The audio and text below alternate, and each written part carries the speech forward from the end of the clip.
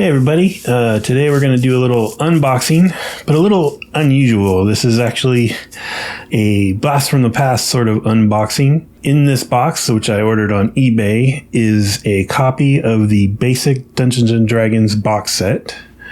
This is the, I guess, sort of middle version. There was the first one, which had a cool picture of a dragon on it, and sort of a bluish box, I think called the Holmes edition.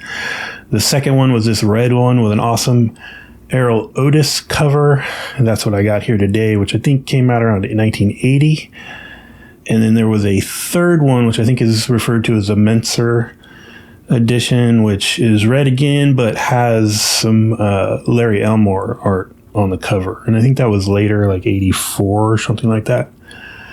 So this is a used set, obviously. So I'm going to take my trusty little Olfa knife to cut this box open so that we can take a look at it.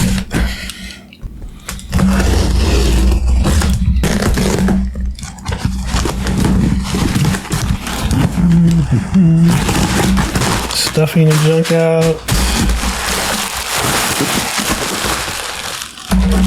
So I owned one of these when I was a youngster. I think about 11 I had one of these, but I had no one to play with at the time. And something happened to it. I don't really remember exactly what. But then I got a Monster Manual copy of the advanced hardback Monster Manual. And we tried to figure out Dungeons & Dragons with just a Monster Manual, which was hilarious. All right, guys. So, as was described in the sale, this is definitely a very damaged box. We've got some kind of like pencil hole or something happening here. The top is compressed in. It's flared out the bottom from being bent. It's torn on the sides. But hey, you know, it is over 40 years old. And hopefully lovingly played, so it is what it is. So let's look at this cover. So this is an Errol Otis, just iconic illustration. You've got your wizard and your fighter facing off against some sort of like sea serpent water dragon thing in the depths of a dungeon. Classic. So many rule books after this have depicted scenes of adventurers in a dungeon doing their business. Up here in the corner, we've got basic set with introductory module. And the big number 1, you can see that, the big number 1, because this was part 1 of a series. After this was expert. And then later on, I think they had like, was it a master edition and one other thing? But I think those were more in the Metzer version. Could be wrong. Down at the bottom here is an awesome old TSR logo. It's got the little wizard in the corner. They also had another version, which was this little standy-up wizard with a pointed hat. And I think both of those kind of got erased due to the satanic panic. And then let's see down here in the corner, we've got the original fantasy role-playing game for 3 or more adults ages 10 and up. And then we'll just flip it over to the back real quick. And we see Dungeons & Dragons Fantasy Adventure Basic Set. And you see what's inside. We've got our rules. Keep on the Borderlands, which is sort of the classic starter module. I know there were ones before it and ones after it. But man, so many people kind of kicked off D&D with Keep on the Borderlands. And we've got the dice. Hopefully they're inside like they said. And then down here at the bottom, our little rights. So here's our copyright, 74, 77, 78, and 81. So this box, I believe, was published in 81. It's got their old Lake Geneva address on it. Actually, it's copyright in this corner, 1980. So somewhere between 80 and 81, this baby was printed. All right, let's flip her over and open her up. Take this poor beat-up box lid off. All right, so the eBay seller did not try to reorganize this in the original order, which I totally understand. So I'll probably flip things around, but first we'll look at the dice. So for me, people in my age group, there's this classic set of blue plastic dice that we got with our box sets. They're made out of a pretty kind of soft, rounded plastic. You can see mold lines. Maybe you can see the mold lines in there. And they were, look at the tin side, it's blunted. That's kind of funny. They were not colored in. So the idea was you would get a crayon, which I don't think we're going to have in this set, and you would color in the numbers. Looks like this one, someone's colored in the 7, but nothing else, which is kind of funny. And they're small. Like the 20-sided is definitely smaller than what you would expect these days. Yeah, but they roll. They generate random numbers. Can't complain. And they're all, let me double check. Yes, they're all there. 12, yep, cool. Now, you don't have 2 10s because this predates most percentile-based stuff in RPGs, especially in D&D. Obviously, you get the percentile stuff with the thieves and AD&D, but this is before all of that. I'll set those aside. You're getting a sneak peek of the Keep in the Borderlands, but I'm going to jump ahead to some of the other stuff. So when you would get this box, it would come with a bunch of other stuff, advertising and what have you. So here we have a little catalog, Gateway to 1981 TSR Hobbies Inc., Gateway to Adventures. So this was a little catalog of product from 81. So obviously they're advertising the basic set. Now here's our expert set. That's the next thing I want to get a hold of, is a copy of the expert set. It basically took your rules from basic and let you go farther with the levels of your characters. I think it added some more monsters, some more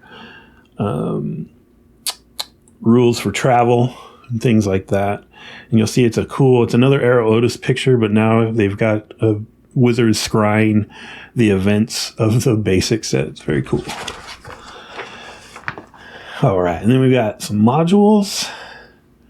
So the Keep on the Borderlands, which comes with the book, so we don't really need that. Isle of Dread there, another classic D&D monster, or D&D module. That one had kind of a hex crawl thing going on, very early hex crawl, which I love. You get a pack of your character sheets, and then you get into Advanced Dungeons & Dragons. So if you're familiar with the lore at all, AD&D, Advanced Dungeons & Dragons, was a pet project of Gary Gygax, who worked on it for years before it actually became a thing.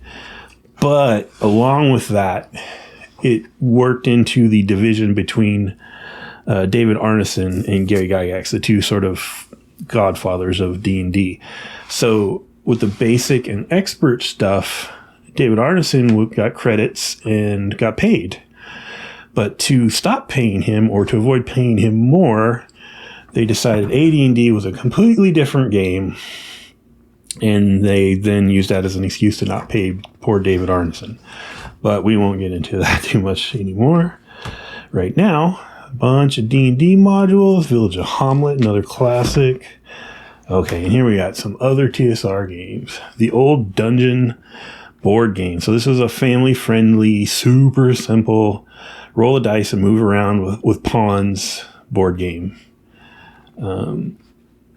Warlocks and Warriors fantasy game, Divine Right. Never played either of those.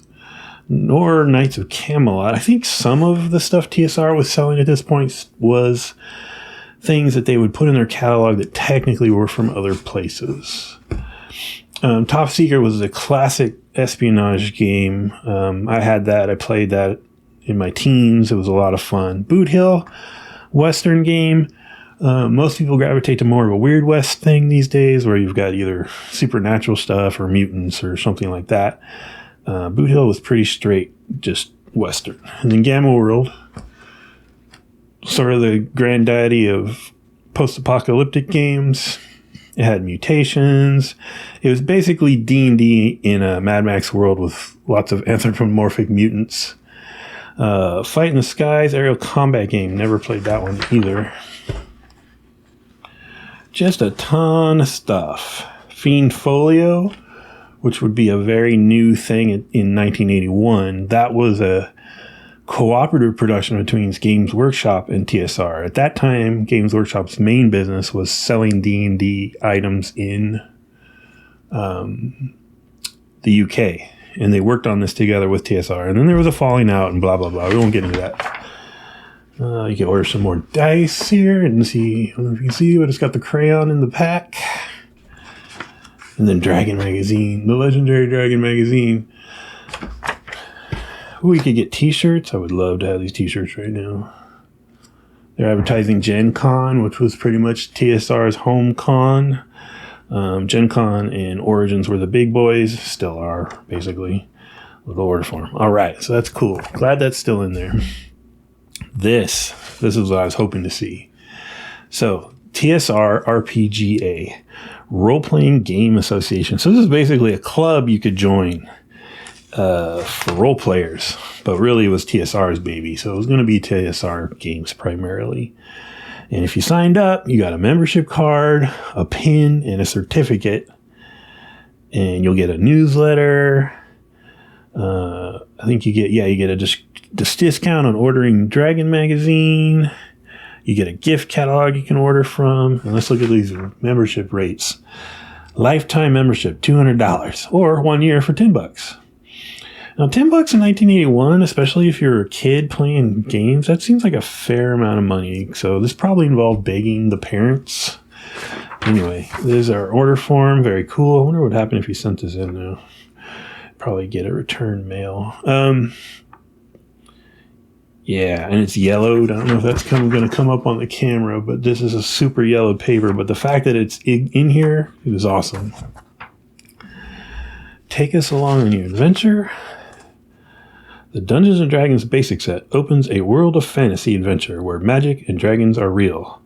To find out more about the game with other people who play it, subscribe to Dragon. So this is an ad for Dragon. Dragon was a great magazine. Oh, it's even got the original envelope with a form built into it. Oh, man. Flashbacks. Okay. Enough of that silliness. Here we go. So there she is. Dungeons & Dragons Fantasy Adventure Game Basic Rulebook. Wow. Man, I remember this. All right. This is in decent condition. And you can see it's pre-drilled 3-hole. The idea was to pop this in a binder, probably rip it up in half, which thank God this person didn't do, and I couldn't bring myself to do. On the inside. So this is going to be a black and white book on the inside, except you can see on the inside cover with our table of contents, they've gone with that classic old D&D blue line. Blue line, kids, is something that on old photocopiers before they were digital, when they were still analog, basically just cameras and boxes, they had a real hard time seeing blue line. So if you ever wanted to make something that was hard to photocopy, you do it in blue line. All right, so basic rule book. Now right here on the top, by Gary Gygax and Dave Arneson. So this goes back to kind of what we were talking about. The rift happens during this time period, right? So Dave Arneson is going to get royalties on the sales of basic and expert Dungeons and Dragons and things related to it. He is not on anything advanced Dungeons and Dragons. So, edited by Tom Moldvay. That's right. I believe this is referred to generally by people who care, the Moldvay edition. The previous one, where it says here, previous edition edited by J. Eric Holmes. So the older one, the first basic set, was Holmes. This is Moldvay. And then the one that came after this, I believe, was called Menser. And then at that point, no more basic or expert. It was AD&D, or then obviously with Wizards, it was just Dungeons and Dragons. Illustrations. So Jeff D., David LaForce, Errol Otis, James Rosloff, Bill Willingham, covered by Errol Otis. So Errol Otis and Jeff D. are two I know just from memory. I can picture their images in my head. The others, the names aren't popping out to me, but I'm sure I would recognize their stuff. Another great image of adventurers battling a dragon, dwarf, elf, fighter with a bow, wizard. Very cool. So we have a forward. I'm not going to read the whole thing, but it's from Tom Moldvay, the editor. I was busy rescuing a captured maiden when the dragon showed up. 50 feet of scaled terror glared down at us with smoldering red eyes. Tendrils of smoke drifted out from between fangs larger than daggers. The dragon blocked the only exit from the cave. So he's opening with a letter to the reader, like just classically evoking battling a dragon, because what do you expect for Dungeons & Dragons? All right. Part 1, Introduction. What the D&D game is all about. And again, I'm not going to read this whole thing, but I kind of want to see where their headspace was at. Dungeons & Dragons Fantasy Adventure game. Notice they're not saying role-playing game in the title. Is a role-playing adventure game for persons 10 years and older.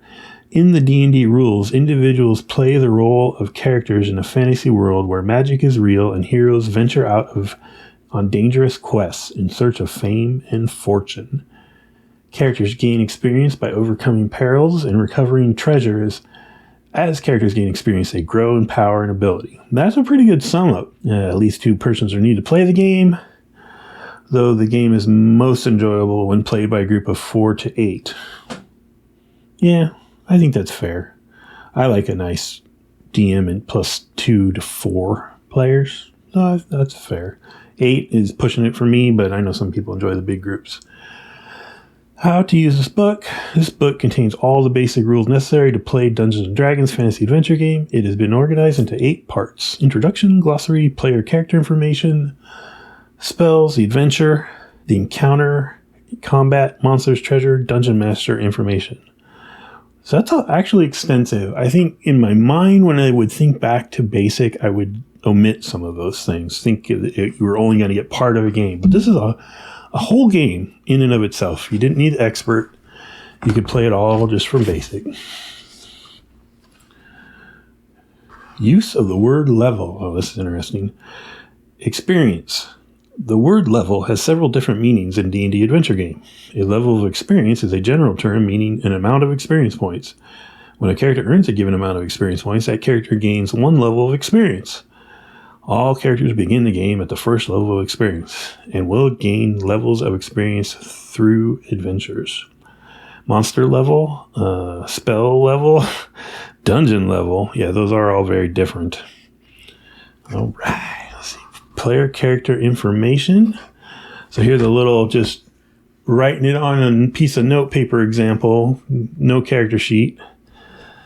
Who is this Borg? He's a fighter with 6 hit points, an armor class of 3. His alignment is lawful. Okay, that's another interesting one for newer players. There were 3 cardinal alignments, I guess you would say. Lawful, neutral, and chaos, or chaotic. The expanded version of that, where you added evil and good into the mix, didn't come around until, I guess, AD&D first edition, right? There's a little character generation summary. Roll for ability scores. Choose a class. Note special abilities and spells. Adjust scores as desired. Note bonuses for high scores. Roll hit points. Roll for money. Equip the character. Find armor class, attack, and saving throw numbers. Name the character. That is some no-nonsense character generation. I'm not going to go through all the steps. So you got descriptions of all your classic abilities, strength, intelligence, wisdom, dexterity, constitution, and charisma. And then your ability score adjustments. It is possible to raise one's scores in a prime requisite by lowering the scores of the sum of the other abilities. That's kind of cool. You don't see that in all versions of a D&D game. This adjustment shows that a character may practice hard and learn how to fight or reason well, but at the cost of not developing another ability. When adjusting abilities, no score may be lowered below 9, which is kind of your average. When an adjustment is made, a prime requisite ability will be raised 1 point for every 2 points that the adjusted ability is lowered.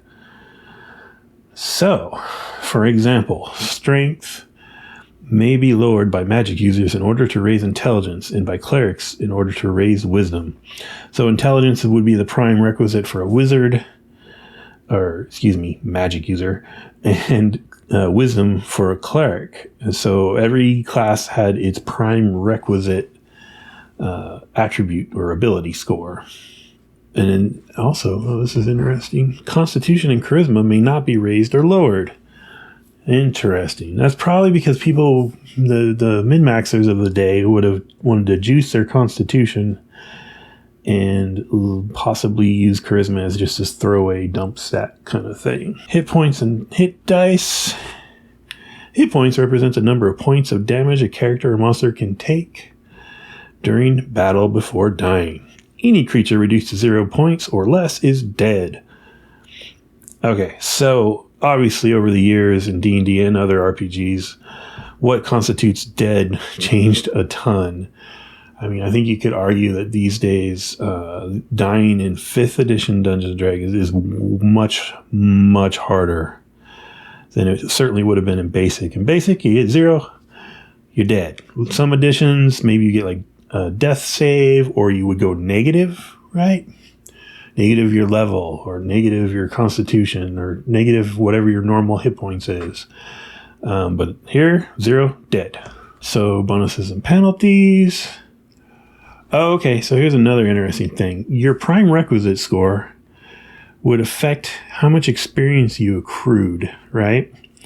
So, for instance, if you're a wizard or magic user and your intelligence, which is your prime requisite, was 16 to 18, you would actually earn 10% more experience points when you collected experience points. So there wasn't a lot. There weren't skill checks, obviously, in this version of D&D.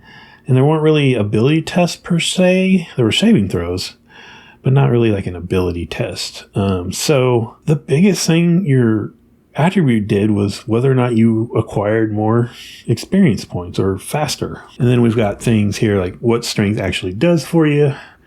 It affects your ability to hit, damage, and open doors.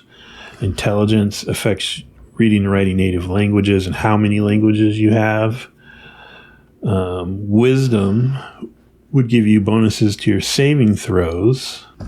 Dexterity would give you missile fire bonuses to hit, and it could potentially improve or worsen your armor class. And then also they had an optional rule for it making you faster in initiative. Very cool. And then Constitution, this is why I think they didn't want people messing with it, would increase how many hit points you got at every level. And then Charisma. They had a system of reaction rolls. So a high Charisma would give you a better reaction roll. And then how many retainers you could have under your control. So these would be a minor NPC, laborers and guards and things like that. And then the morale of those retainers, because in this version of the game, there were these built-in morale checks. So anytime there was a combat, the DM could call for morale checks. Better your charisma, the higher the morale of those flunkies working for you. Notice we're not seeing a ton of art on these pages. So here's our character classes. Clerics, dwarves, elves, fighters, halflings, magic users, and thieves. So, clerics are the classic priests of the game. Their shtick is some holy spells and turning undead. And healing, of course. And then here's the thing, for newer players that just some newer players can't get their head around this concept, but dwarves, elves, and halflings are classes. They're not a dwarven cleric or an elven magic user. Dwarves are a lot like fighters. There's a lot of overlap. Elves are kind of a blend of a magic user and a fighter. And halflings kind of thiefy, I would say. Thieves is kind of funny. They weren't in the original D&D, OD&D. They were added by a suggestion of a fan, actually, to Gary Gygax. And originally it was just magic user, fighter, cleric. And I think fighter was called fighting man. And you'll see they have names for the classes. And first thing I think you'll pop out is these are all only going to 3rd level. That's basic D&D for you, baby. 3rd level is your max. Oh, they did have the percentile at this point. Okay, I take that back. They did have the percentile at this point, which sucks because you only get sent one 10-sided, but that's the way it goes. So you see like a 3rd level thief. Pickpockets is 30% basic score. So that's pretty cool. And over here we have our descriptions of our classes. I'm going to do one of the non-human ones. Just read part of it here. So let's do elves. Elves are slender, graceful demi-humans with delicate features and slightly pointed ears. They are 5 to 5.5 feet tall and weigh 120 pounds. Okay, so this was a huge bone of contention for me because I liked Tolkien. My elves were tall, like tall. And D&D elves were short, quite short. And this may have been part of their attempting to avoid the wrath of the Tolkien estate, I think. Or just to differentiate themselves. For instance, halflings are halflings because they couldn't call them hobbits. They weren't allowed to. Let's see what else it say. They can be dangerous opponents, able to fight with any weapons and use magic spells as well. So the original multi-class, right? The original fighter magic user was the basic D&D elf. The prime requisites for an elf are strength and intelligence because they are basically a dual class, right? Restrictions. So these guys would come with all their own perks and restrictions. Elves use 6-sided dice to determine their hit points. So I think a normal fighter and probably a dwarf are a die 8. They may advance to a maximum of 10th level of experience. So there's a level cap of 10th level, which you can't even do in basic. You would need the expert set for that. Elves have the advantage of both fighters and magic users. They may use shields and can wear any type of armor and may fight with any kind of weapon. They can also cast spells like a magic user and use the same spell list. A character must have an intelligence of 9 or greater to be an elf. That was another thing. You had to meet a requirement to be a certain class. And so this is something that got home ruled, a million times by a million people, right? Well, if you really wanted to play a magic user and you needed a certain intelligence to be the magic user, you would just flub it. You would move that number up to the minimum, or you would switch it with one of the other ones, or you would use their suggested rules in here where you lower another stat. Everybody's game was a little different. All right. And over here we have fighters, halflings, magic users, and thieves. Now there's a little explanation of the alignments. And now we're starting to see some art, which is nice. This one is burned in my head. I just remember this picture from forever. Got a couple, well, I don't know. You got one fighter trying to keep a kind of a thief-looking fella from murdering a captured goblin, and another fella in the back, another fighter-looking fella who just doesn't seem to care. All right, so we've got the 3 alignments: law, chaos, and neutrality, or neutral. So I think we all have the basic idea of what those are, but here's some examples of alignment behavior. The situation: a group of player characters is attacked by a large number of monsters. Escape is not possible unless the monsters are slowed down. A lawful character will fight to protect the group, whatever the danger. The character will not run away unless the whole group does. A neutral character will fight to protect the group as long as it is reasonably safe to do so.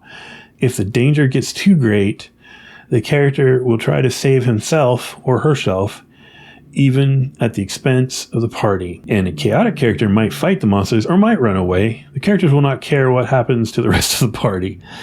So it's almost Freudian, right? Like you got super ego, and id. It's easy to look at the lawful as the good character and the chaotic as the evil character. And certainly these examples don't do anything to stop that from being the case. Oh, here's our equipment list. Ooh, someone spilled something on this page. That's okay. So we've got weapons, very short list compared to a lot of role-playing games, especially modern ones. Got a couple axes, battle axe and hand axe. You got some bows, which includes crossbow, longbow, and short bow. Daggers, normal dagger and silver dagger. Swords, short sword, normal sword, and two-handed sword. Other weapons: mace, club, polearm, sling with 30 stones, spear, and warhammer. And then you've got to see a little asterisk next to them. It says these weapons may be used by a cleric. So clerics and magic users in particular would have limitations on what weapons they could access. The cleric ones were taken from sort of old ideas of European monk warriors who would cheat on their rules of not spilling blood by using blunt weapons, which, come on. I don't know if you can see this picture. That mace right there is going to draw blood no matter how hard you try not to. Then you had armor, chainmail, leather, plate mail, and shield. Very simplified version of armor from D&D. Some of these lists would get a lot longer. And you'd see the better the armor, the lower the armor class, right? So some versions of D&D had the ascending armor class and some had the descending. So plate mail got you down to 3 and a shield would lower it by 1 more. And look at those prices. 60 gold for plate mail. I like to see, I wonder what it is in 5th right now. 60 seems low. And then some basic other stuff. Oh, basic armor class. So clothing only would get you an armor class of 9. And then we got equipment, and someone made textbooks of these things, which is interesting. Why didn't you just write that on your character sheet? Anyway, backpacks, flasks of oil, holy symbols, iron spikes, just classic adventure. Mirror, right? Mirror, how you tell he's a vampire. You hold up a mirror. Rations, iron rations or standard rations, rope, sacks, thieves' tool, tinderbox, torches, water, wolfsbane. So right, this is kind of funny. Right off the bat, this is already built with some assumptions made about adventuring, right? Silver dagger you can buy, holy symbol you can buy, holy water you can buy, mirror you can buy, and wolfsbane you can buy. So there was just a set idea that, yeah, you're going to need this stuff. These things happen. It's almost like the supernatural horrors were built into the economy of the world you were playing in. Languages. So they had a list of 20 different languages. Let's see if it says anything about common. Oh, it does. The common tongue, or more simply common, is spoken by most humans, dwarves, elves, and halfling. Many monsters speak their own language named after the monster. So in addition to common, if you go through this, you'll see there's one. Number 20 is human dialect. I can tell you, as a young person playing old D&D, no one ever suggested the idea that human language and common were two different things. We just assumed common was human, and other people spoke common because humans were the majority. But they're saying, no, common's more of a universal language, and humans would have their own dialects as well. There's also alignment languages, which could be a whole video on itself, where the idea was every alignment had a secret language that they could use either in their rituals or to identify each other and communicate with people of like mind. And I believe this is sort of a riff on Latin being used in religious texts, no matter where in the world Christianity was being practiced. But once you get into the expanded alignments, where you have, everything from lawful good to chaotic evil, everything having its own little language it's weird. It's too much. But anyway, that's just my opinion. Ooh, I want to look at this. Hopeless characters. Sometimes a player may roll up a character who is below average in every ability, or who has more than one very low ability score, 3 to 6, such as a fighter with a very low dexterity and constitution. The DM may declare that the character is to be not suited for dangerous adventure, and the hopeless may be allowed to roll up a new character in place of the hopeless one. So when I was younger, when we were playing the basic D&D, expert D&D, and then AD&D first edition, we just would say he falls on his sword, right? That's how we would call it. We wouldn't call him hopeless. We'd say, oh, he sucks. He falls on his sword, and start over. Because in the old days, you would roll 3 dice 6 straight down the line, and that was, you got what you got. I think later in AD&D, you added 4 dice 6, take the best 3. Now, of course, you have all sorts of options because balance is king now. But that's another video. Won't go into that right now. As an example. Oh, and here's a little filled out character sheet. Right. So it's a 2-page spread. Morgan Ironwolf, a lawful first level fighter with 3 armor class and 6 hit points. So his stats were 16, 7, 9, 13, 14, and 8. And you can see he lowered his wisdom by 2 to raise his strength by 1 because he's a fighter. He's got 6 hit points. He's noted his bonuses and penalties. He's got his saves, Down here is to hit rolls he needs on the 20-sided against whatever armor class, because this was sort of the descending armor class, right? So the lower the number, the better. So the lower the number, the higher your target number got on that 20-sided. Over here, he's got his normal items. He's first level, don't have any magic items yet. Other notes, no notes, because he hasn't started. He's got 2 gold pieces left over, and he gets 10% earned, plus 10% earned experience. And that is because strength is his prime requisite, and it's in that range. Very cool. Then we got our spells. Cleric spells. And this is cool too. This also breaks people's brains a little bit. A first level cleric cannot cast any spells. So imagine making a cleric, wanting to have a cleric because you like their shtick, right? They're healing and they're turning and what have you. And in the first level, you can hit people with a mace. That's what you do.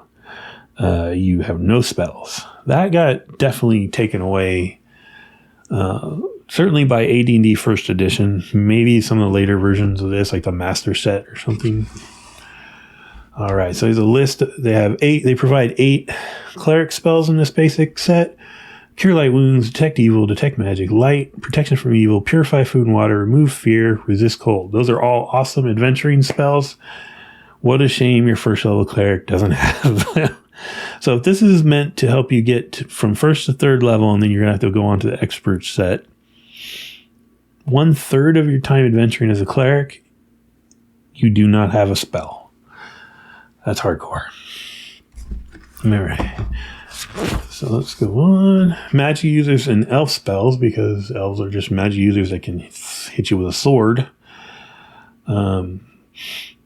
First level magic user and elf spells. Second level magic user and elf spells. Someone's ticked these off. Let's see what they ticked off. Charm person, magic missile, protection from evil, read magic, and sleep. Yep, those are all good starting spells. I would say sleep and magic missile are probably the go-tos, but yeah, those are all good. Do we get a fireball? No, we don't. Let's read this version of magic missile, because magic missile changed. So, magic missile, classic D&D magic user spell. Range 150 feet, pretty good range. Duration 1 turn. A magic missile is a glowing arrow created and shot by magic, which does 2 to 7, or 1d6 plus 1 points of damage to any creature it strikes. It will automatically hit any visible target. For every 5 levels a caster has gained, he or she may shoot 2 more missiles when casting a spell. Example, a 6th level magic user may cast 3 missiles. These may be shot at one target, or the caster may choose to cast the missile at different targets. So magic missiles changed over the years for sure. And one of the changes is in some versions of D&D, you had to roll to hit your opponent. And in others, the automatic hit is still there, but it's lower damage, right? It's lower to 1d4 plus 1 instead of 1d6 plus 1. So this is in between those two options. And I think the 1d4 plus 1, you're getting more magic missiles a lot faster than every 5 levels. All right. There's actually more spells in here than I remembered, which is kind of nice. Okay, check it out. Higher level cleric and magic user spells. The following spells are only for the DM's use when developing NPCs of an experience level higher than 3rd. The spells given are not the only spells of these levels. A full list of higher level spells is given in the D&D expert set. So they give you a sneak peek of better spells, which they tell you, no, these are for the bad guys right now. If you want them for your players, you need to buy the expert set. So what are these better spells? We've got, for clerics, we've got Bless, Hold Person, Silence, Dispel, or for magic user, Dispel Magic, Fireball, and Fly. Legendary Fireball. Could you imagine being like a 3rd level wizard, playing basic, and you don't have any access to a fireball, but then some freaking NPC wizard unleashes one on you? Uncool. So this is the old basic fireball, or I guess technically expert fireball. Range 240 feet, duration instantaneous. This spell creates a missile of fire that explodes into a ball of fire 40 feet diameter when it strikes target.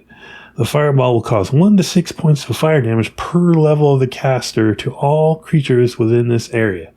If a victim of fireball saves versus spells, the spell will only do half damage. Example, a fireball cast by a 6th level magic user will explode for 6 to 36, 6 points of damage. So, say he does, what's the average on that? 6 21 or something like that. Oh, let's say he does 22 points of damage. You save, you take 11. You're a 2nd level thief. You've got like 10 hit points. You're already toast. Brutal. All right. Part 4, the adventure. Beginning the adventure. When the players have rolled up their characters and bought their equipment, the DM will describe the background of the adventure. This might include information about the place the characters start from, the names of any NPC companions or retainers they will have, and some rumors about the dungeon the party is going to explore. So it's a super, like, no messing around, right? No long intro. Certainly no session 0 back in the day, right? I love session 0s, but that was not a thing. It was literally, we're adventurers, we're going on this adventure. We don't need the backstory. Cue dungeon door, right? Organizing a party. Okay, so this is interesting. I never played this way. I knew of it. I never played this way. I don't think I would want to. But this concept is the caller.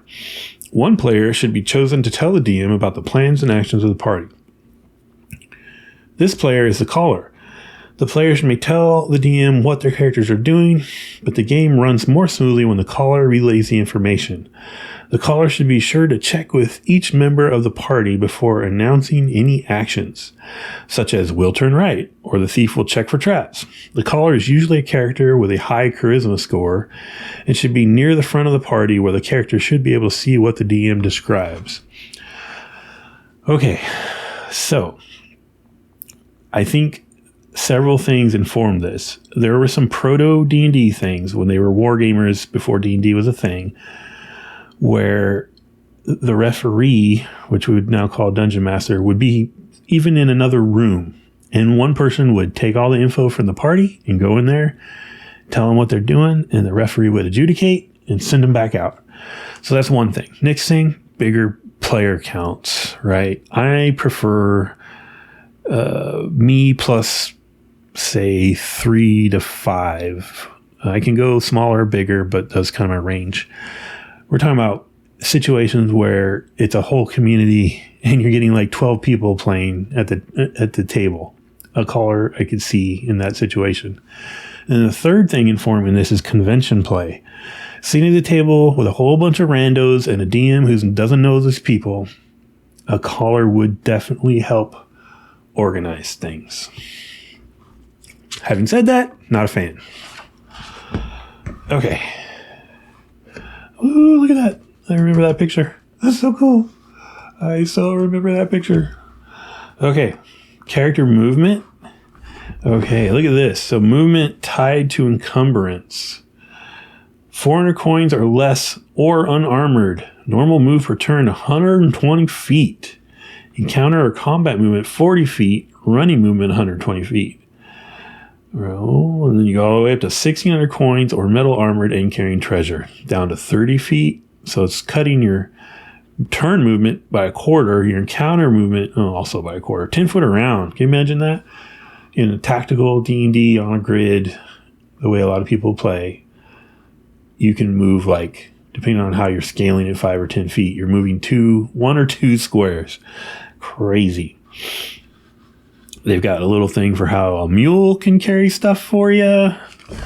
It's real handy. My group, they always get a cart or something. And then it becomes, where are we going to put the cart? All right. And then here's an encumbrance table. So they did the weights in coins. This is another classic old D&D thing, right? Everything equates to coins because, well, you get experience from coins, right? So why not? So chainmail armor would weigh 400 coins, which already is at the max end of the lightly encumbered sort of level on the chart, just from that. And then we've got classic adventuring stuff like light sources, doors, retainers. So light. Most dungeons are dark, and it is necessary for characters to bring their own light source with them. A torch or lantern will cast light 30 feet in all directions. A torch will burn out in 6 turns, 1 hour. A lantern filled with 1 flask of oil will burn out in 24 turns, or 4 hours. It is important to remember which characters are carrying light sources. A character could not, for example, carry a lit torch and a drawn sword and a shield at the same time. Yeah, so don't be dumb. And that torch and lantern range and duration is carried over into almost all the D&D clones, you know, of the OSR movement.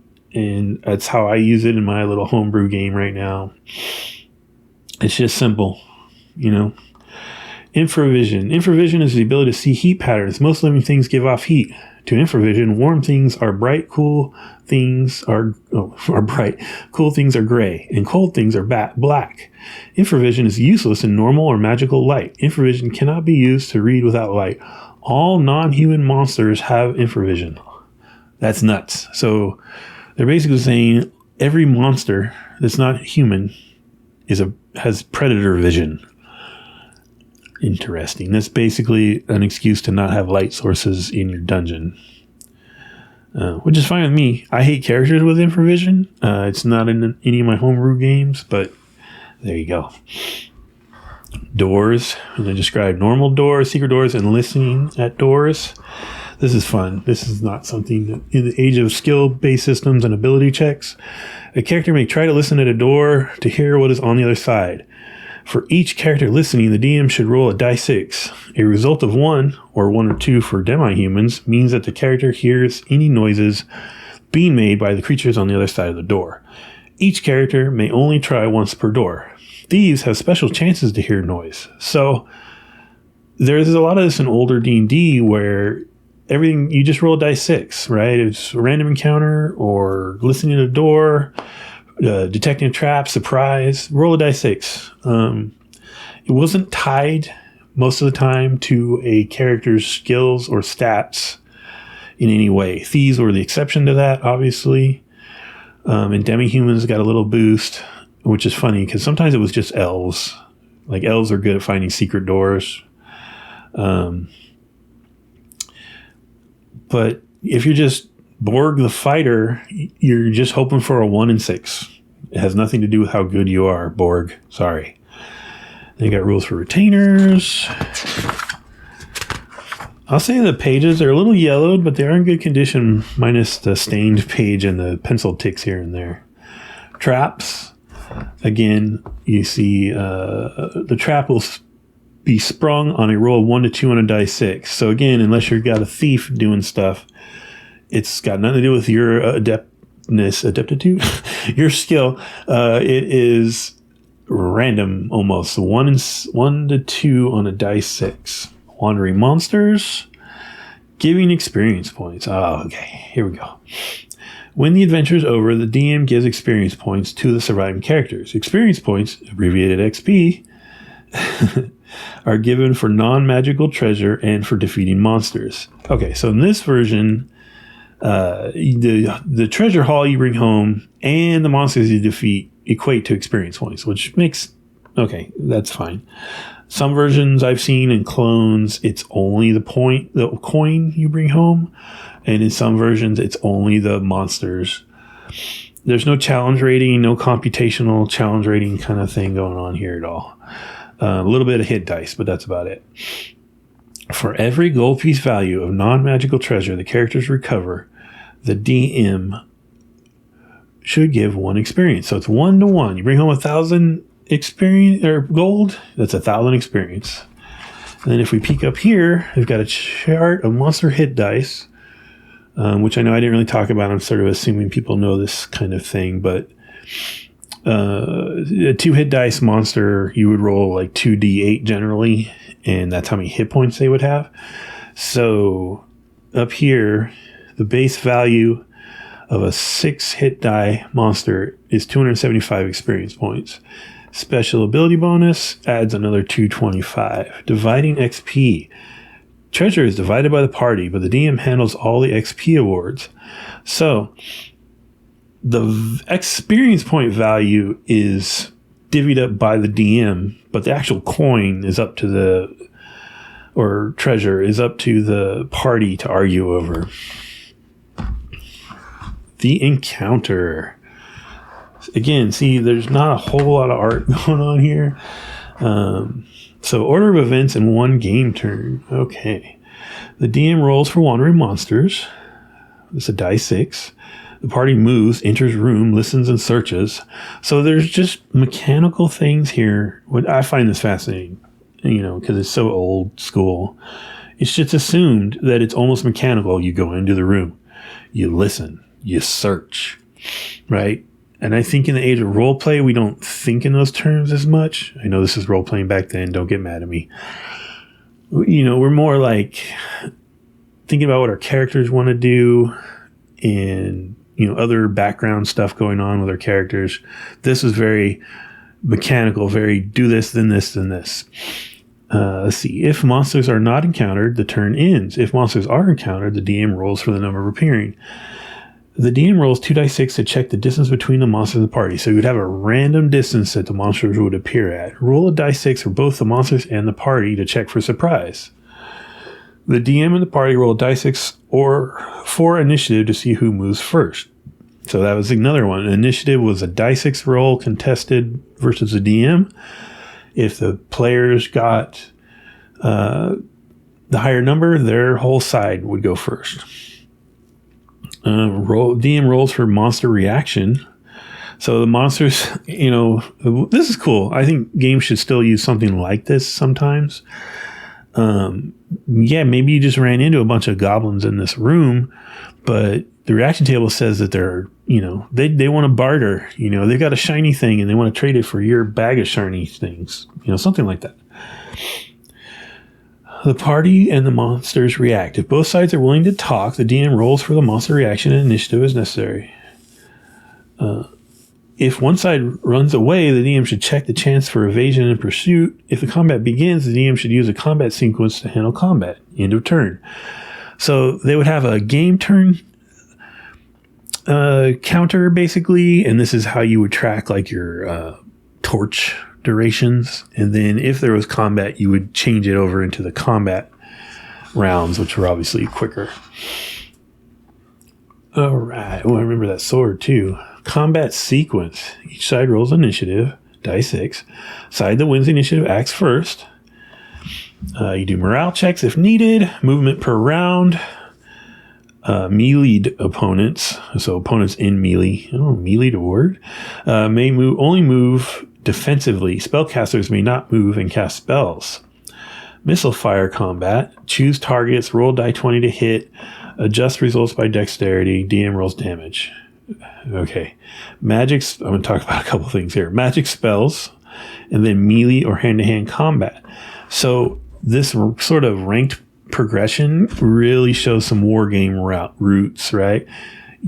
After you figured out initiative and morale, you move. Then your missile people would shoot, and then your magic users would cast spells, and then the guys in melee combat would duke it out, and then rinse and repeat if necessary, right? So what's the thing that caught me here? DM rolls damage. So definitely some different things. I don't think we ever did that the DM would roll our damage that we were doing. And it's under melee too. DM rolls damage. So interesting. I wonder if they thought that was just made it more transparent and fair. I don't know why that choice was made. They talk about how to do defensive movement, how to attack. Adjustments to attack rules. Attacks on unhittable creatures. This is an option. Oh, okay. Some creatures can be hit only by silvered or magic weapons. The DM may want to allow 2 other kinds of attack to hit at such creatures. First attacks by other unhittable creatures may be allowed. For example, a lycanthrope could attack a white. Second, attacks by monsters with more than 4 hit dice may be allowed. An owlbear could attack a were-rat. So they're saying, hey, it sucks to have monsters that are immune to certain types of attacks and nobody can attack them with the appropriate weapon, but maybe you could get a werewolf to attack him, or if I don't see this coming up very much. A high level, maybe you could get a high level monster to attack another monster. That's interesting. Damage. If an attack hits, the DM must determine how much damage the attack has done. Damage from attacks by monsters is given within each monster description. The most common series of monster attacks is the Claw Claw Bite routine. So they're almost parodying themselves there. They're saying, a lot of our monsters do Claw Claw Bite, so 3 attacks around, and they are Claw Claw Bite. They're even calling it a routine, which I think is kind of funny. Damages are always listed in the order of the attacks. For example, a cave bear has 3 attacks, 2 claws, and a bite. Its attacks will do damage 1 to 8 points for each claw and 2d6 points for the bite. All weapon attacks by characters will do 1 to 6 points of damage, 1d6, adjusted by strength and magical bonuses. So another old D&D concept was just this flat, everything does a die 6. Every weapon does a die 6. But you'll see here, if the variable weapon damage system hereafter is used, check the weapon type to find out much damage. So their optional rule there was a chart based on, I think, kind of class of weapon, not specific weapon, and they would do different die amounts. Missile fire, magical bonus, oil. Oil, which is carried in small bottles called flasks, may be thrown as a missile weapon. It may also be spread on the floor of a dungeon and then lit. Burning oil will do 1 to 8 points of damage to any creature in the flames. And I should probably put this on the camera. Sorry. Flaming oil will not harm a monster which normally uses a fire weapon, such as a red dragon. Fire will damage most undead monsters, such as skeletons, zombies, ghouls, and wights, though wights will only take half damage. A flask of oil contains enough oil to make a pool 3 feet in diameter. A pool of burning oil will burn out in 1 turn. Oil thrown on a creature will drip off and will only cause damage for 2 rounds. Flaming flasks of oil, another classic D&D tactic. All right, we got holy water, saving throws, and then we have over here our saving throw matrix. So based on your class, including normal man, you have the categories are death ray or poison, magic wands, paralysis or turn to stone, dragon breath, and then rods, staves, or spells. I get why these exist, and we certainly played with them all through my old D&D career, but I never really liked that everything was in these weird boxes, right? But I understand it was an easy way to categorize things and just move on with your game. Character attacks. So here we have a matrix of attacker's level versus a defender's armor class, right? So 4th or higher to hit armor class 9, which again is just like clothing. You need an 8 or higher on a 20-sided. And then you have monster attacks, same idea, but it's hit dice, right? Up to 17 or more, which, wow. This is basic D&D, and we're statting this out. That's funny. So a 2 or higher, they're going to hit a guy in normal clothes. And then you've got missile fire ranges, this is all funny too, because I feel like a lot of this would have moved to like a gear section in most role-playing games now. Crossbow can go up to 240 feet, and you can see short range, you get a +1 to hit, medium 0, so that's your standard. Long, you get a -1. And then down here are variable weapon damages. Oh, so okay, I take it back. These are they're by type, but really they're by class, right? So you have torch, dagger, slingstone, club. So this would be your small weapons. Do a D4. An arrow, hand axe, mace, quarrel, crossbow bolt, short sword, spear, and warhammer. So your mid stuff all do a die 6. Then your battle axe and your sword do a D8. So these are your fighting man standards. And then your polearm and your 2-handed sword do a die 10. So that's massive in a basic low-level game. They do have a special rule for 2-handed weapons. Whenever a 2-handed weapon is used, including polearms, the attacker cannot use a shield. This may reduce the armor class of the attacker and will always lose the initiative, whatever the roll. So this feels kind of wargamey. You're meshing a weapon type to how it affects armor. Then there's our morale rolls. Okay, here we go. When to check morale. In general, morale is checked in critical combat situations. 2 recommended times for morale checks are after a side's first death in combat, when half the monsters have been incapacitated. So, yeah, that's a pretty good rule. If you face off against a bunch of goblins, first time you kill a goblin, they morale check. That makes sense. Goblins are chickens. Reduce them to half. Well, my goblins would probably just run away without a roll, but that makes sense as well. All right, let's move along here a little. Monsters. We've got a breakdown of special attacks, poison, paralysis, energy drain, charm, acid. Just basically explanation of everything you're going to read in their descriptions. Number of appearing, how they save, morale numbers, treasure type, alignment. So let's look at some monsters. So first of all, we have something as generic as an acolyte. Let's move in a little. Find some cool pictures. Okay. Carrion crawler. Nasty little centipede looking thing with tentacle face. He has a paralysis damage. He has 8 attacks with 3 hit dice. Number appearing 1 to 3. So you could be fighting 3 hit dice creatures, but they all have 8 attacks. That's insane. Yeah, you'd be dog meated first to 3rd level most of the time. Dragon breath. Look at that. Little cone, right? Cone attack. Line shaped or cloud shaped. Very cool. Let's look at a dragon. Where are you, dragon? Did I skip you? Yes. All right. What would D&D be without some dragons, right? So, we've got white, black, green, blue, red, and gold. So prismatic dragons, more or less, except gold is technically different, right? Where they're found. So red dragon's in mountains and hills. Breath weapon. Black dragon does acid. Classic. The range, length, and width. What kind of shape it takes. Chance of being asleep, which is hilarious. So a white dragon, 50% chance it's asleep when you come upon it. Interesting. Let's look at their alignments too. So black is chaotic, shocker. Red is chaotic, of course. Gold is lawful. What is white? Oh, white is neutral. All right. Don't wake him up. You don't know what might happen. Elves, dwarves, gnolls.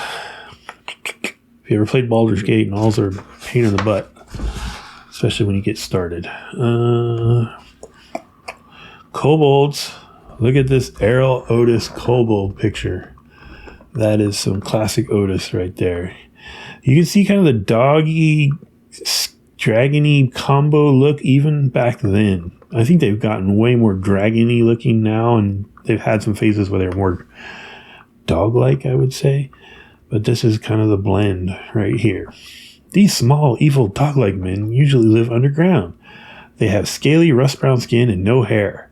They have well-developed infravision, of course. They prefer to attack by ambush. A kobold chieftain and 1 to 6 bodyguards live in the kobold lair. So that's kind of cool. It's telling you lair statistics, right? Oh, you're going to have a kobold lair in your dungeon? Put this many in the lair. Lizards. What we got here? Lizard man. The Medusa. 4 hit dice. 1 snake bite plus special. Number appearing 1 to 3. They're chaotic. Very cool. Noble. So this isn't just a bestiary or monster manual. It's got a lot of just typical NPC types you might meet, like a noble or an acolyte. Does this have... Oh, it has the ochre jelly? NPC party. That's pretty wild to just have a spot for that. Not very helpful, I would say. Armor class by NPC class. Hit dice variable. Move variable. Attacks 1 weapon plus possibly spells. Damage 1 to 6 or weapon or spell effect. Number appearing 5 to 8. So what is this for? Because it's not really telling you anything, but I guess it gets you started. All right. Classic skeletons.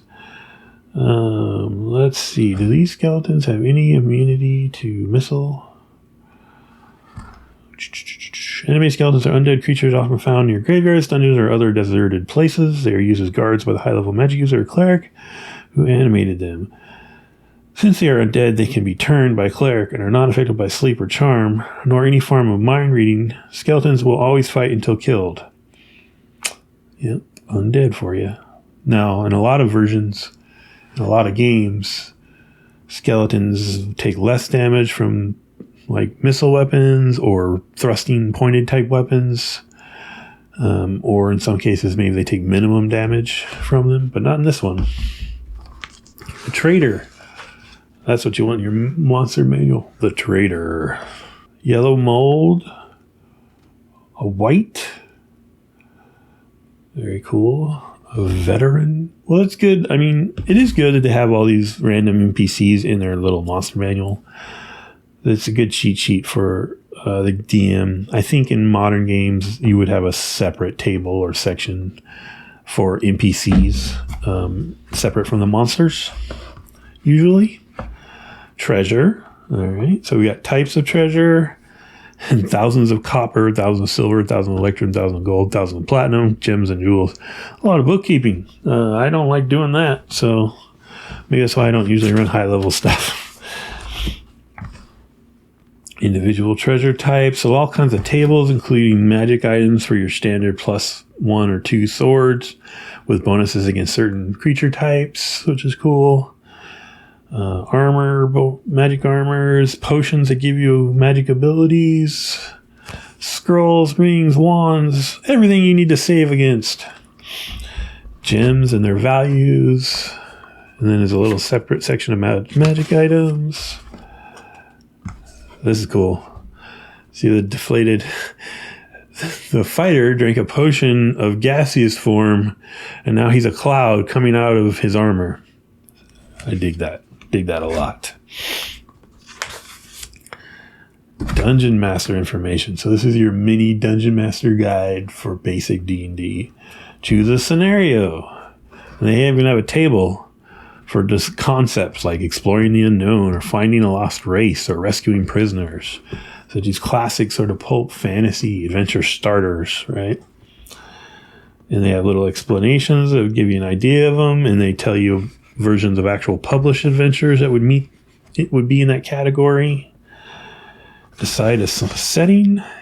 That's cool. So it's basic tools. Like, again, thinking back before I'm looking at this to when I was very young and had this, all right, in my mind, it wasn't a complete game. It was a partial thing, but this is basically a complete game. Yes, it has a level cap, sort of, but everything you need to make adventures, make characters, run those adventures, and progress for a while is in here, which is super cool. How to stock your dungeon. Here's creating an NPC party that goes back to that little monster entry. Wandering monster tables. So level 1, and this would be, I believe, the dungeon level 1. Level 2, level 3. So my understanding of old D&D lore was that the level of the dungeon kind of corresponded to what level your character should be. So you'd have these mega dungeons. The third level of the dungeon, you should probably be 3rd level. And so just things, the deeper you went, the deeper you delved, the more dangerous it all got. All right. So here's our sample dungeon, the Haunted Keep. Also much beloved by a lot of us old farts because it's something that just kind of got the ball rolling. So you'll see the East Tower is fleshed out, and over here we have our locations with descriptions for it. Right here. So we've got room number 4. This was the office of the tower commander. Though all furnishings have been removed, 2 terrified prisoners huddle in one corner. Their hands and feet in chains. Guarding the prisoners are 4 hobgoblins who will fight anyone who tries to rescue the prisoners. The largest hobgoblin has a locked iron box which contains 500 silver pieces and a jeweled necklace worth 1,100 gold pieces. Underneath a rug in the middle of the room is a trapdoor to the 2nd level. So they fleshed out the eastern tower of this haunted keep, and they left the western tower for you as this budding DM to fill it out yourself. I love that the hobgoblin has even numbers of treasure, exactly 500 silver pieces and exactly 1,100 gold pieces. That's hilarious to me. Okay, so here's our east tower, and then you can see at the bottom, east tower, gatehouse with a road, and west tower, oh, it's blank, because you're the DM now, you deal with it. So, this is cool too. Something that kind of is getting a rebirth in a lot of OSR or OSR inspired games is the sort of vertical layout here. So it's showing you a cross section of the dungeon leading down into the depths. And it has this amazing key of classic symbology for dungeon layout. Check out the sinkhole. Yeah, a ladder, a statue, a trapdoor in the floor, a secret trapdoor. Love it. Love it so much. Then there's a sample dungeon expedition. So this is sort of like a script to give you a feel for what's going to happen in the game. And let's see, did they use a collar? Yes, they did. Morgan Ironwolf, a female fighter, the collar. So I'm just going to read a little tiny bit of this. DM, having killed the hobgoblins, you open the trap door and find a set of stairs going down to the south. Morgan, remember she's the caller, we're going down the stairs. Now I know there's no, because I'm a script writer, right? So I'm looking for parentheticals. I'm looking for action descriptions. So there's nothing in here that says Morgan, the caller, consults the party on what to do. It's literally just, Morgan, we're going down the stairs. Morgan's pushy. DM, after 30 feet, you reach a round landing with two sets of stairs. One goes down to the east and the other goes down to the west. Morgan, Frederick, look down the east staircase, and Silverleaf looks down the west one. What do they see? So I assume that there's a conversation going on between Morgan, Frederick, and Silverleaf, but it's not reflected in the script writing here. That's cool. Super cool. Give you the feel. Because you got to figure, it's 1981, right? Most people buying this may have never played Dungeons and Dragons before. So they're going to see these rules, which are unlike any game they've ever encountered. And be like, what do I do with this? So that script right there is, oh, it's like a conversation. And the DM is describing what they see. And the other players are telling them what they want to do. I think that was needed back then. We take it for granted now, but very needed back then. Then there's a cool little dungeon mastering as a fine art area. Let's see, let's pick one. Everyone, oh, I like this one. Okay. Everyone is here to have fun. The DM should make the adventure seem as real to the players as possible. All should avoid getting stuck in long discussions about rules or procedures. The game should move along with humor as well as excitement. Love that. That is, everyone, keep it light. We're here for fun. No one should hog the attention of the DM. And don't be a rules lawyer. That paragraph covers all of those things. I love that. All right, we're getting down to the end here. So here's our credits. Oh, and you can see Frank Menser is in the production layout. And I believe the next edition of Basic, he headed that up. Let's see. Special thanks to Barbara Davis, children's librarian at the Lake Geneva Public Library, for compiling part of our bibliography. Oh, that's cool. Oh, we'll have to look at the bibliography. Afterward.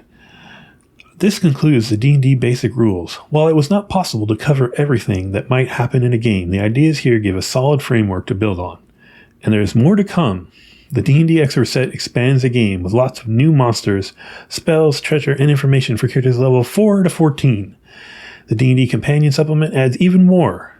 So you can see there's this whole line that they're already on board with. They're already planning. Gary is working on AD&D, but it ain't ready to go yet, right? So they already have a vision of a whole line. And this stuff sold bananas for TSR for quite a while. Inspirational source material. Oh, so let's look at some of these. Fiction, adult, fantasy. Who are the ones I like? Okay, Robert E. Howard, Conan, obviously. Red Nails, classic Conan story. Fritz Leiber, Sword of Lankmar. I love me some Fritz Leiber. What else we got? Bram Stoker's Dracula. Jack Vance, again, The Dying Earth, credited as being a huge inspiration for D&D, particularly the magic system. Short story collection by Lynn Carter as the editor. Let's see, nonfiction. Bullfinch's Mythology. Yeah, this is obviously, especially early on, a lot of the monsters were drawn from myth and legend, right? Later on, Gary's cooking up his own monsters, and people after Gary are cooking up their own monsters. But a lot of the beginning ones are from myth and legend. Glossary. Yeah, gotta have a glossary, especially for a game where so many people are new to all these concepts. All right, at the back, more glossary, a little ad about Gen Con, which back then was still in Lake Geneva, not Indianapolis. There's our index in that blue line. All right. Well, I went at length with that, so I will not stop and read everything in the Keep on the Borderlands, but we are going to look at the classic module, Keep on the Borderlands B2 for Dungeons & Dragons basic set, even though you could buy it separate, but we won't get into that. Introductory module for characters level 1 to 3. All right, so that's classic D&D that you would rate your module for what levels it was appropriate for. This module includes a cover. Move that up a little bit. This module includes a cover folder with maps and a complete description booklet to form a ready-made scenario for Dungeons & Dragons basic set. It has been specially designed for use by beginning dungeon masters so that they may begin play with a minimum of preparations. Awesome. It even has a little stamp seal. Special instructional module. All right, so that means this cover, right, comes off. Ooh, giant dungeon. In blue line. Classic blue line. Love it. So, and we've got our key here with things like cave mouths and stairs and pillars and dais and altars. What dungeon doesn't have an altar in it, right? Look at this thing's huge too. For beginning level characters, this is big. All right. And then what do we got on our front page?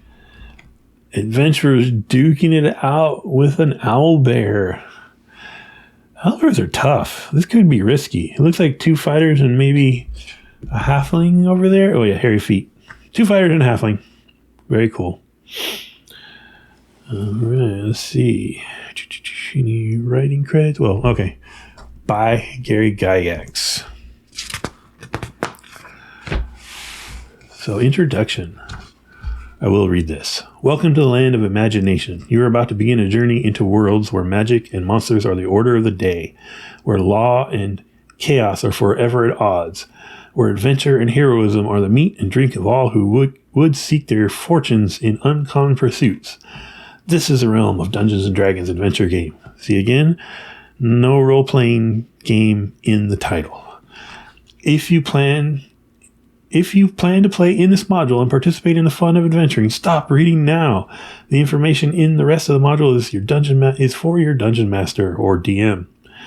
So one of the things with people that read old Gary Gygax stuff is he could be very florid with his prose and complex, like he had a thesaurus always at his side. You get a little of that in this first paragraph, but I've seen way more crazy.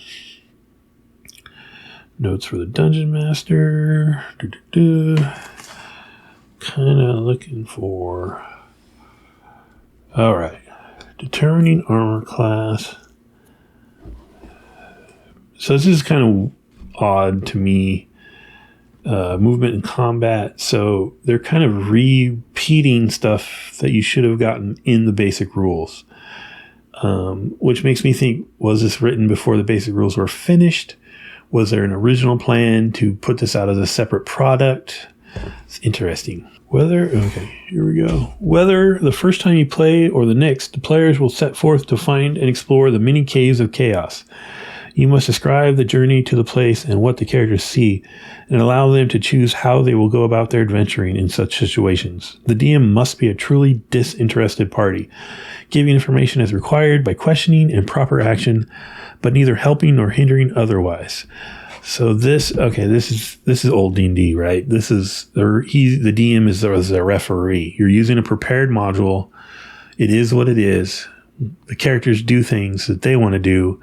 You provide only information when necessary, and you adjudicate rules, right? You're not building the story cooperatively with your players, or in some DM's case, forcing them into a story. We won't get into that either.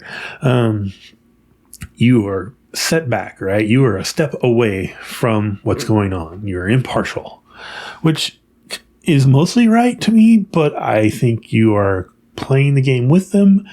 The DM should care about the story and should be cooperatively working with the characters and understand the different types of characters and helping build the story narrative with the party. This is more standoffish than that. But I digress. Okay, this is an awesome picture. First of all, I love this art. One of my favorite old school D&D modules is called White Plume Mountain. And this artist appears in that one as well. And it's this really clean line drawings. Everything's really sleek. And there's a lot of bell bottoms. A lot of adventures in bell bottoms. This artist worked on Top Secret as well. And there's a lot of bell bottoms in that. Anyway, it's literally like a halfling type character. Probably an elf, I'm guessing, because he looks kind of lithe and not full on fightery. And then this fella is dumping the coins out of another party member's bag. That's how you settle divvying up. So we've got a rumor table to get you started. Let's see. Rumor 11. Beware of treachery from within the party. Oh, who tells you that rumor? Like, does some halfling walk up to you in the bar and say, watch out for your buddies? They're going to screw ya. Anyway. Areas of the keep. So the whole conceit of this, right, is you've traveled to this keep on the Borderlands, and there's a whole interaction, all the traders and loans, bankers and priests and guards and merchants. There's a whole thing you can do adventuring just in the keep. But the dungeon, this thing, is the Caves of Chaos, which are near the keep. And it's big, right? So you could spend many, many sessions between messing around in the keep, I don't know, taking out loans at the bank maybe, or dealing with traders, or getting a smith to make you something cool. And because the dungeon is so big, right, the Caves of Chaos, you would go in, you're low level, you aren't going to explore that whole thing in one go. You're going to come back out, go to the keep, rest, re-equip, spend some of the money you brought back with you, maybe level up, go back in, right? This is a big venture. This is not a mega dungeon, but pretty big, especially for low level folks. That's a cool, creepy picture. That's the Mad Hermit. This is Errol Otis again. You can tell he has a very kind of, I don't know what you call that, sort of psychedelic, organic look to his art. The Mad Hermit. For many years, a solitary hermit has haunted this area of the forest, becoming progressively wilder and crazier and more dangerous. His home is in a huge hollow oak, the entrance to the hollow concealed by a thick bush. Inside him is a mound of leaves and a couple of pieces of crude furniture. Even his cup and plate are handmade of wood and are of no value. There is a small chest buried under a few inches of dirt. Under the leaves of the Mad Hermit's bed. In this container are 31 gold pieces, 164 silver pieces, a potion of invisibility, and dagger +1. So his treasure is not in even amounts. So clearly he's insane. He's got a mountain lion too. So this isn't even in the Caves of Chaos, right? This is in a forest. There's a lot you can do. So the Caves of Chaos. DM note, when the players discover the ravine area, read the following paragraph to them, and whatever you feel is appropriate to the description of what they see, but be careful not to give anything away or mislead them. So you see this huge block of text? Old D&D adventures would have a million of these that you were supposed to read. Usually they'd be later stuff, they'd be kind of in italics or something, but you're supposed to just read that, and your player's supposed to just sit there and listen. And like, I don't know, that's not my style. Not my style at all. But it's good to know this, but then put it in your own words and definitely edit. This is so long. Okay. Here's our regional map, right? So here's our keep. There's a nice big river, swamp, or fens, excuse me. Forest, the caves of the unknown, and the caves of chaos. This is big. Like, you could do all three of your starting basic character levels here. Easy. Probably more. Map of the keep. Not a lot of description and not a lot of rooms, which is interesting. I guess these are more like outbuildings, and this is a courtyard. And again, we have a lot of just basic stuff, almost like what you would see on a DM screen type of situation, where we've got monster attacks, character attacks, saving throw chart, equipment lists, right? This is also in the rule book. So again, I'm wondering, is this just because a quick reference, or were they originally planning for this to be a separate product? More tables, including cleric abilities, spells, wandering monster charts. It's all here. Like, they've almost summed up all the basic rules under these 2 pages, but it's in the module, not in the rule book, which is interesting to me. It's a good reference, quick reference. There's some room descriptions. Let's find one here. Ooh, torture chamber. Okay. 24, torture chamber / playroom / food storage.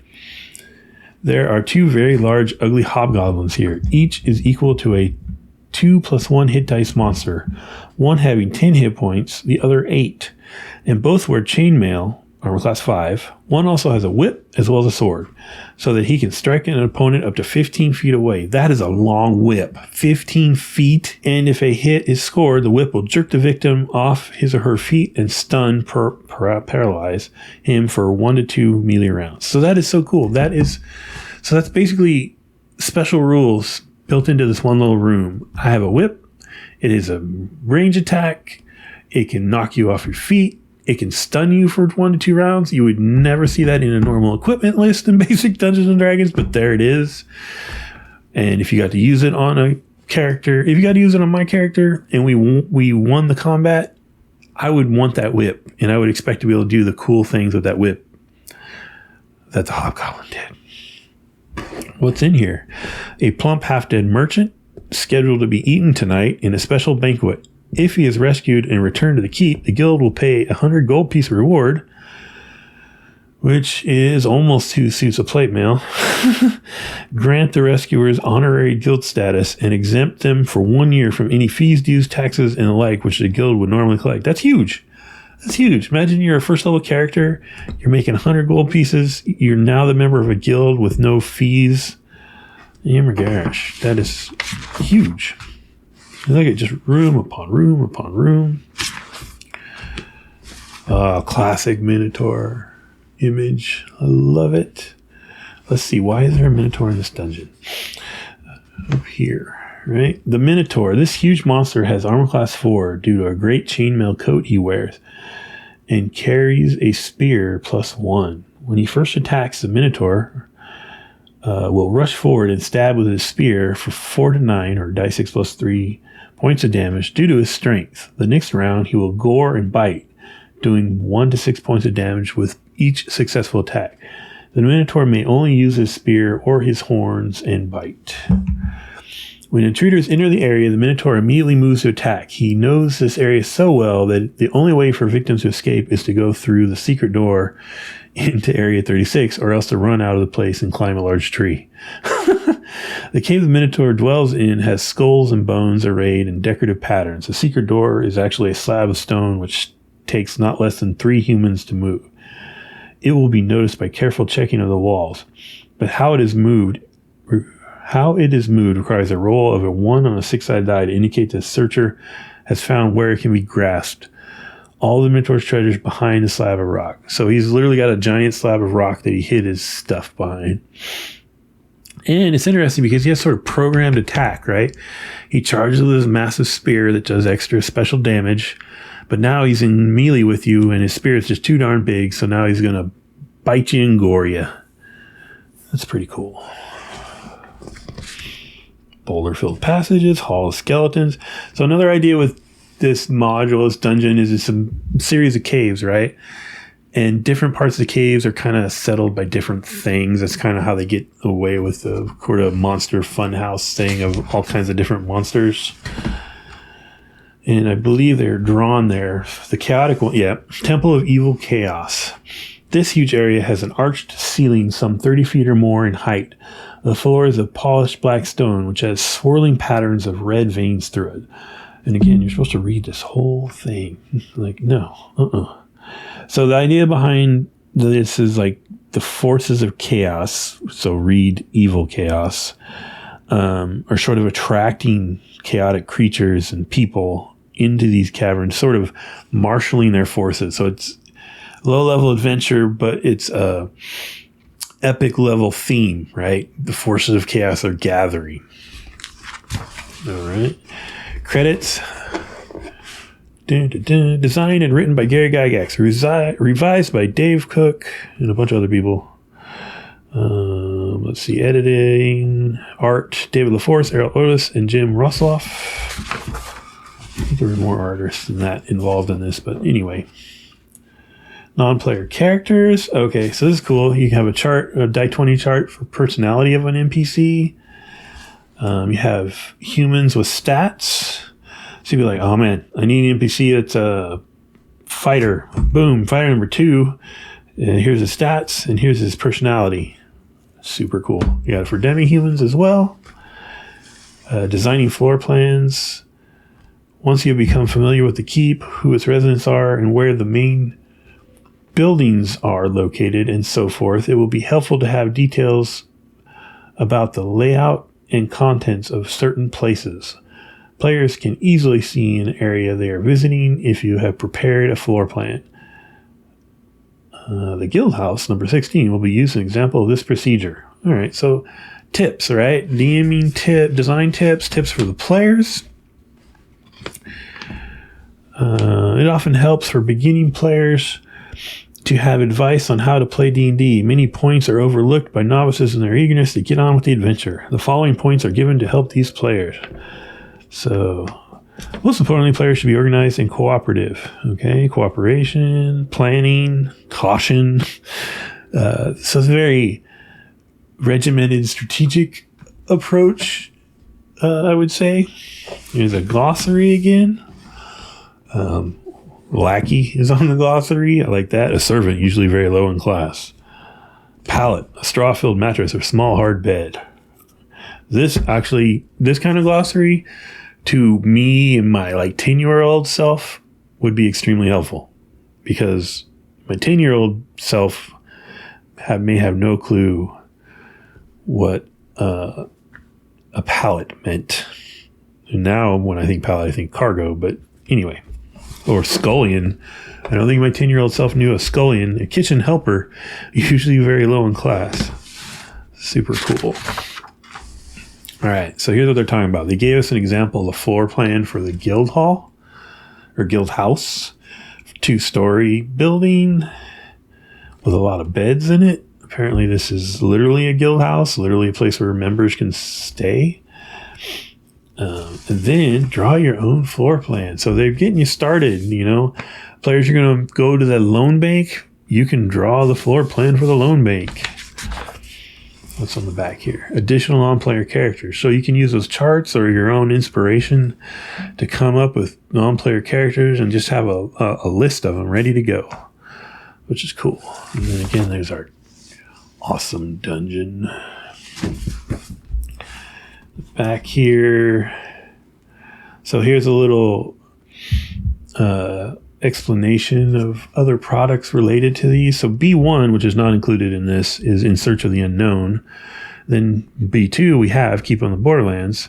But there's also X1, the Isle of Dread, which I think comes bundled in the Expert box set. Pretty sure.